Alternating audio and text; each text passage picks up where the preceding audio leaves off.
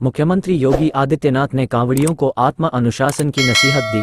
उन्होंने कहा कि भगवान शिव बनने के लिए उनके जैसी साधना और भक्ति भी करनी पड़ेगी। सोशल मीडिया पर कांवड़ियों द्वारा तोड़फोड़ की कई घटनाओं के वीडियो वायरल हुए। माना जा रहा है मुख्यमंत्री ने उसी के मद्देनजर ये बयान जारी किया है।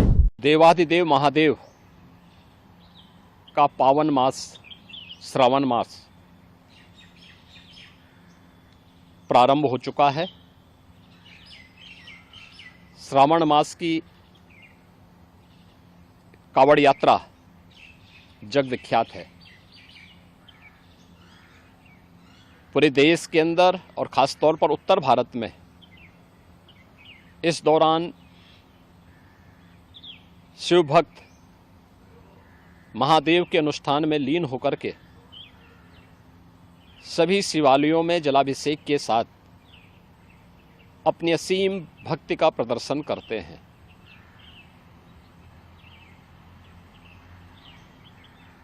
केंद्र और राज्य शासन ने मिलकर के श्रद्धालुजनों की सुरक्षा, उनकी सुविधा, उनकी सुगम और सुरक्षित यात्रा के लिए अनेक प्रबंध किए हैं। कहीं कोई दिक्कत न हो, कहीं कोई अव्यवस्था न फैले, कोई भी उनकी आस्था के साथ खिलवाड़ न करने पाए, इन सब बातों का ध्यान में रख करके प्रयास प्रारंभ किए गए हैं। लेकिन हमें इस बात जरूर ध्यान में रखना होगा, मैं सभी श्रद्धालुजनों से इस बारे में विनम्र अनुरोध करूंगा। हम लोग भी शिव भक्त हैं, महादेव की असीम कृपा हम लोगों पे बनी रही है और निरंतर हम महादेव से यही प्रार्थना करते हैं कि उनकी कृपा सदैव बनी रहे। कोई भी पर्व और त्योहार, कोई भी साधना बिना आत्मानुशासन के पूरी नहीं होती है। सुगम और सुरक्षित यात्रा के लिए हमें न केवल अंतःकरण से बल्कि बाहरी रूप से भी उस पूरी प्रक्रिया के साथ लीन होना पड़ेगा। शिवो भूत्वा शिवम यजेत।